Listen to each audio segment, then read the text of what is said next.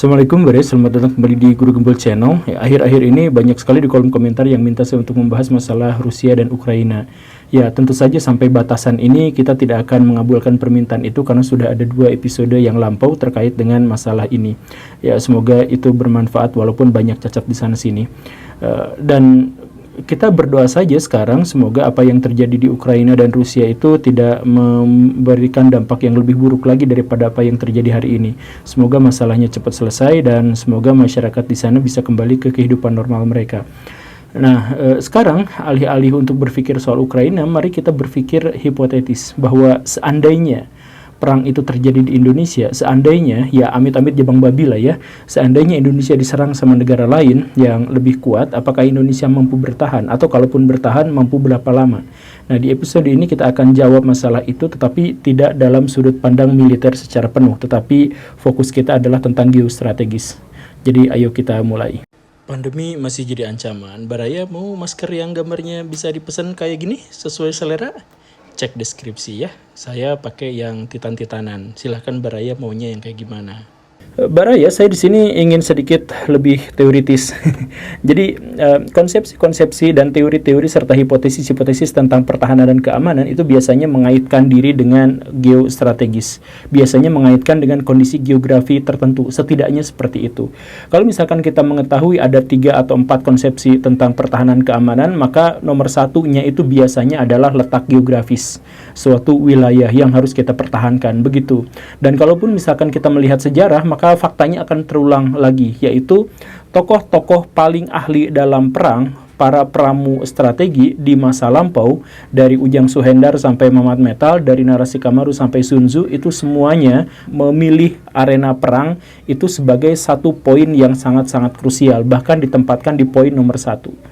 Kenapa seperti itu? Ya karena kondisi geografis itu menjadi dasar bagaimana kita meletakkan strategi dan taktik dalam peperangan. Kan seperti itu. Nah, sialnya Indonesia itu adalah wilayah yang sangat strategis, sedemikian strategis sampai itu menjadi peluang yang sangat besar bagi lawan, bagi musuh untuk menyerang kita.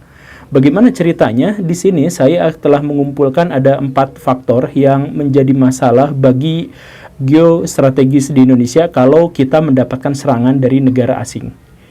Masalah pertama yang harus kita hadapi dalam hal ini adalah bahwa Indonesia itu adalah negara yang terlampau luas, terlampau terpecah-pecah secara geografis dan terlalu terbuka. Maksudnya misalkan kita hitung saja bahwa garis pantai Indonesia itu sekitar 81.000 km, yang berarti lebih dari 2 kali lipat keliling bumi. Jadi, negara-negara asing kalau mau menyerang Indonesia, dia memiliki opsi hampir tanpa batas untuk di mana titik awal dia harus menyerang. Dan yang lebih ngeselinnya lagi adalah wilayah Indonesia itu sedemikian terbuka hingga para penyerang itu tidak membutuhkan izin atau kompromi dengan negara-negara tetangga kita kalau mau menyerang Indonesia. Misalkan, kalau Amerika Serikat mau menyerang Irak, maka dia harus pamit dulu, izin dulu sama Saudi Arabia, Kuwait, Iran. Kalau misalkan Cina mau menyerang Nepal, maka mereka harus berpikir ulang tentang reaksi atau kemungkinan India untuk terlibat di sana karena perbatasan. Nah, kalau negara manapun yang mau menyerang Indonesia, dia tidak usah permisi, tidak usah pamit kepada negara manapun juga karena wilayah Indonesia itu terlalu terbuka dan garis pantainya panjang dan mereka bisa memilih wilayah manapun yang bisa mereka serang sebagai permulaan. Jadi ini sebenarnya bukan hanya pernyataan hipotetis, Baraya. Jadi maksudnya coba kita lihat ini faktanya sekarang aja ya, faktanya. Indonesia itu berhasil mengamankan 47 nelayan asing yang mau mencuri ikan di perairan Indonesia. 47 yang ketangkep, yang nggak ketangkepnya berapa? Sekitar 2.000 kapal.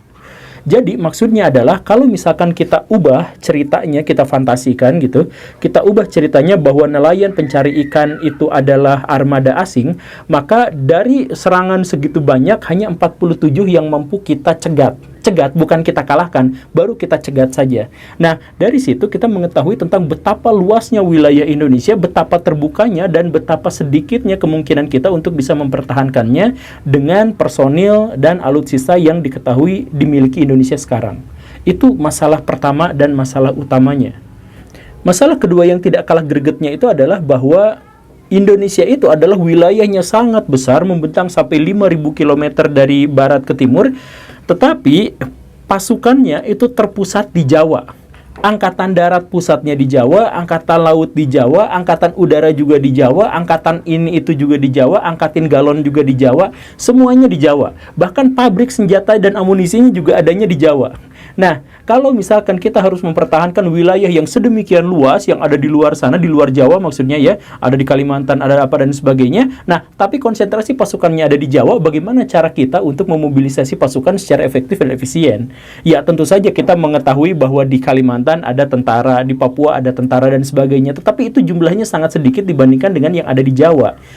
Ya, sebenarnya ini tidak salah-salah kita amat gitu. Maksudnya kan biasanya keberadaan tentara itu disesuaikan dengan keberadaan sipil. Jadi kalau sipilnya di satu wilayah itu banyak, maka tentaranya juga banyak. Kalau sedikit ya sedikit juga. Nah, berdasarkan kenyataan bahwa lebih dari setengah populasi masyarakat Indonesia itu adanya di Jawa, maka seluruh tentara juga ngumpulnya di Jawa. Ya, sampai sebatas itu sebenarnya masih bisa dimaklumi. Cuman masalahnya yang tadi itu, kalau ada negara lain yang mau menyerang, nyerangnya kan dari luar, gak mungkin nyerangnya dari dalam, nyerangnya dari luar, maka kita tidak akan memiliki cukup waktu untuk bisa melakukan mobilisasi pasukan besar-besaran ke wilayah yang dituju itu. Karena selain kita gak tahu musuh itu nyerangnya lewat mana, kalaupun sudah sampai sana, kita susah untuk menyeberangkan tentara ke sana. Ditambah lagi penempatan pasukan di Indonesia itu agak ketinggalan zaman. Saya mohon maaf ya, tapi memang ini adalah sesuatu yang harus kita akui. Jadi konsepsi kemiliteran di Indonesia itu masih agak jauh ke belakang. Maksudnya markas tentara itu biasanya bersatu padu dengan pemukiman sipil. Jadi Baraya cek dimanapun markas tentara di Indonesia itu dikelilingi oleh pemukiman sipil. Ya ada sih beberapa yang kecil-kecil, tapi itu yang kecil-kecil gitu. Kalau mabes-mabesnya itu biasanya, atau tempat nyimpan artilerinya, atau tempat nyimpan infanterinya dan sebagainya, itu biasanya dikelilingi oleh wilayah-wilayah sipil. Nah, kalau misalkan seperti ini dampaknya apa? Kita misalkan lihat yang Ukraina perang, atau lihat perang dimanapun, maka yang biasanya terjadi itu adalah negara penyerang itu akan membombardir, menghabisi dulu pangkalan-pangkalan militer dulu, yang paling mungkin akan menghambat mereka gitu. Nah, di Indonesia pangkalan militer itu berseberangan, berdekatan, atau bahkan bercampur dengan pemukiman sipil. Ini kan tentu saja sangat-sangat berbahaya, karena berarti sipil di situ dikorbankan atau menanggung potensi untuk dikorbankan, kan begitu. Itu masalah pertama. Masalah yang lainnya adalah karena kekuatan militer kita itu markasnya dikelilingi oleh orang-orang sipil, maka ketika kita harus melakukan mobilisasi pasukan secara cepat dan efisien, itu tidak akan bisa dilakukan. Karena kita dikelilingi oleh sipil, jadi kalau tank mau keluar, misalkan armada tank banyak 10, 20, 30 tank mau keluar gitu ya, maka kita harus berhadapan dulu dengan Pak Ogah, dengan juru parkir, dengan kemacetan, dengan bapak-bapak yang pulang Jumatan dan sebagainya. Nah, itu kan menghambat. Harusnya kan kosong gitu kalau misalkan tentara teh mau berangkat ke sana ke sini kosong. Nah, kita nggak bisa karena kita itu markas tentaranya pasti di tengah-tengah pemukiman sipil.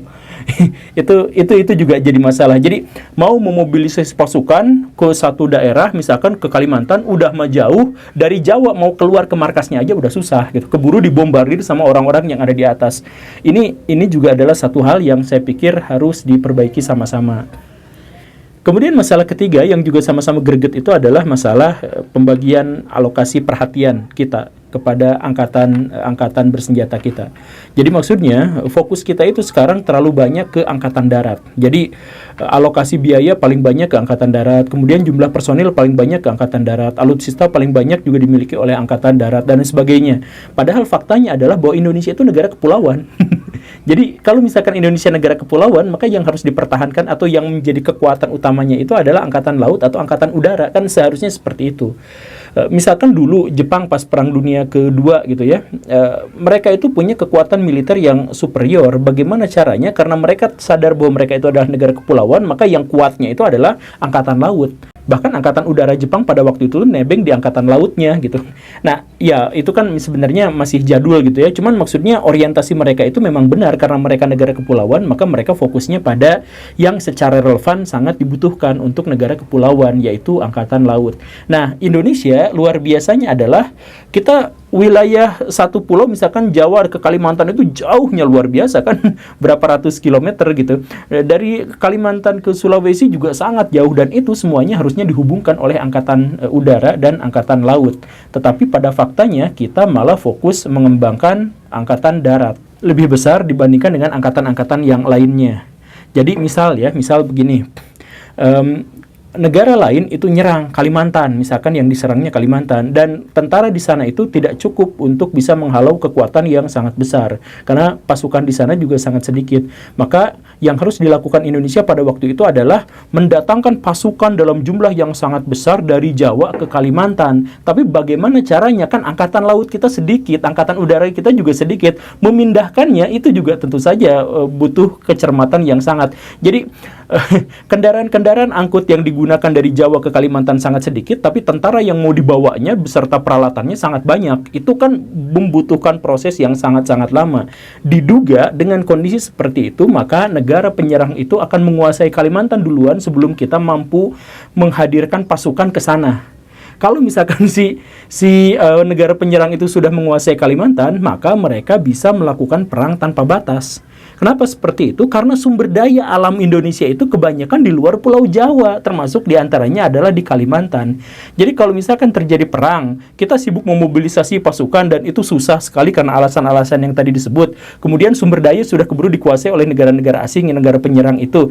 Maka mereka tinggal memblokade lautnya, karena angkatan udara kita lemah, angkatan laut kita juga relatif lemah, kemudian memblokade laut sekitar Kalimantan. Mereka dapat minyaknya, mereka dapat rotannya, mereka dapat jaraknya dan sebagainya. Nah, setelah itu mereka bisa melestarikan kekuasaan mereka itu di sana gitu kan, lautnya diblokade sama mereka gitu. Kan bisa aja seperti itu gitu maksudnya. Ya, tentu saja kita juga harus mempertimbangkan sebuah kenyataan bahwa Indonesia itu adalah negara yang termasuk 20 besar kekuatan militer terbesar di dunia gitu ya. Ya memang seperti itu. Tapi kalau misalkan dibandingkan dengan geostrategis kita yang saya pikir sih banyak hal-hal yang harus ditambal, maka kuantitas yang banyak dari militer Indonesia itu tidak akan berguna untuk apapun. Gitulah ya. Nah, kemudian ada masalah yang keempat, dan masalah keempat itu sebenarnya masalah yang tidak terlalu besar tapi ironi gitu, ironi di atas ironi. Yaitu apa? Kan kita mengetahui bahwa infrastruktur kita itu khususnya di dunia militer itu nggak terlalu baik. Jadi kalau misalkan kita mau mendatangkan pasukan ke Kalimantan misal, itu agak susah karena bandaranya tidak sangat baik, kemudian pelabuhannya juga tidak terlalu baik, dan lain sebagainya. Maka yang paling sering dikumandangkan oleh ahli-ahli militer Indonesia adalah bahwa Indonesia bisa memanfaatkan hutan yang sangat lebat untuk berperang. Jadi kita akan perang gerilya gitu kan. Nah, karena angkatan darat yang paling banyak dan angkatan darat itu sudah sangat dilatih untuk perang gerilya dan sebagainya, sehingga ya andalan Indonesia dari zaman dulu sampai zaman sekarang itu adalah perang gerilya. Kan begitu ya. Nah, ironinya itu di mana? Ironinya adalah walaupun perang gerilya itu adalah salah satu perang yang paling diandalkan dan dibangga-banggakan sama warga Indonesia, pada faktanya perang gerilya itu nilai kita itu selalu jelek di situ. Jadi maksudnya sepanjang sejarah kita hanya menang perang gerilya itu waktu dipimpin Pak Sudirman, waktu Perang Dunia Kedua, waktu agresi militer Belanda kedua di Jogja itu. Nah, itu gerilyanya berhasil. Sisanya gerilya-gerilya berikutnya itu gagal total. Misalkan ketika kita mau meringkus pemberontak Kahar Muzakar, yang di sana mereka melakukan pemberontakan dengan bergerilya, itu kita membutuhkan waktu 20 tahun. Padahal di sana pasukannya sangat sedikit, apa-apanya sangat sedikit, senjata hampir tidak ada, tapi mereka bisa bertahan 20 tahun dalam perang gerilya. Artinya kita tuh kalah. Kemudian waktu kita konfrontasi dengan Malaysia, kita memasukkan pasukan-pasukan paling elit kita menghadapi orang-orang Malaysia di Kalimantan, dan kita kalah juga di situ. Kemudian kita juga berhadapan misalkan dengan GAM, mereka gerilya, kita nggak bisa apa-apa juga. Ya, GAM akhirnya gabung sama Indonesia setelah tsunami Aceh itu kan, dan mereka sadar bahwa oh ini biar kita nggak ribut terus, kita nggak diazab sama Tuhan, makanya bersatu aja gitu ya. Kemudian ada juga masalah di Papua. Orang-orang Papua separatisnya itu bergabung dengan warga, masuk ke dalam hutan-hutan belantara dan sebagainya, dan sampai sekarang tidak bisa diatasi oleh tentara-tentara kita. Yang menunjukkan bahwa kalau masalah gerilya justru kita kalah gitu. Kan perang gerilya itu sebenarnya adalah perang yang membutuhkan bukan hanya ketangkasan, menggunakan senjata api dan sebagainya, tapi yang paling penting di situ adalah bagaimana mensabotase, bagaimana survive di dalam alam liar gitu ya, menemukan obat-obatan, bikin jebakan, kemudian memata-matai gitu, spionase dan sebagainya. Nah, itu kan keterampilan-keterampilan yang sangat dibutuhkan dalam gerilya. Dan pada kenyataannya di bagian itu kita justru malah adalah menjadi pasukan yang cukup lemah gitu dalam hal itu. Ya, itu saja sih. Jadi maksudnya jangan sampai video ini dianggap sebagai video yang melecehkan, mengejek, merendahkan dan sebagainya. Bukan seperti itu. Kan ada masalah terakhir di Indonesia itu adalah masalah bahwa kita ini punya penyakit, yaitu senang untuk membohongi diri sendiri. Nah, ini masalah yang fatal di Indonesia. Jadi maksudnya begini Baraya, waktu misalkan ya, ini contohnya aja, waktu COVID mau datang ke Indonesia, orang-orang Indonesia itu dibohongi dan membohongi diri sendiri. Di Indonesia mah nggak akan terjadi, Indonesia kan tropis, Indonesia kan aman, Indonesia kan makan gorengan aja setiap hari, kita nggak apa-apa lagi, cuman COVID yang seperti itu gitu. Jadi kita itu membohongi diri sendiri, menenangkan diri dengan cara menciptakan kebohongan-kebohongan untuk melindungi rasa takut kita, biar nggak keluar, kan seperti itu. Nanti pas bagian COVID-nya datang, wah kita bahkan sama sekali tidak siap-siap. Bahkan baju untuk perawatnya aja kan pakai jas hujan saking tidak persiapan sama sekalinya gitu. Kan begitu orang Indonesia tuh. Jadi misalkan ketika Indonesia disorot sama dunia bahwa kapal kita banyak yang tenggelam gitu ya. Militer kita banyak yang sudah terlalu kuno dan sebagainya. Kemudian apa yang kita katakan? Oh, tentara Amerika Serikat itu takut sama kita. Oh, tentara ini tuh takut sama kita. Oh, mereka tuh kagum sama TNI dan sebagainya. Jadi kita itu menciptakan kebohongan-kebohongan besar dalam diri kita itu untuk menutup rasa takut kita seandainya memang akan ada serangan dari negara lain. Atau misalkan ada muncul banyak sekali berita-berita kalau Indonesia diserang maka negara ini akan membela dan sebagainya. Jadi kita itu senang sekali untuk membohongi diri sendiri agar kita merasa nyaman dan aman dan santai, dan kita akhirnya tidak melakukan kerja keras untuk berusaha untuk mengatasi masalah-masalah yang seperti itu gitu. Jadi ya sama juga kayak ketika saya kemarin-kemarin misalkan mengkritik orang Islam itu sekarang tertinggal. Ayo kita membangun, daripada berjihad, mendingan apa itu orang Islam tertinggal, kata siapa, mana faktanya. Saya dimarah-marahin, disebut murtad gara-gara itu gitu. Ya kalau sipilnya seperti itu, saya harap si tentaranya tidak seperti itu. Dan video ini tentu saja bukan untuk menjelek-jelekan, tapi untuk sama-sama membangun dan menemukan solusi dari masalah-masalah yang sudah kita ketahui bersama. Terima kasih karena sudah menyimak. Saya Guru Gembul. Assalamualaikum warahmatullahi wabarakatuh.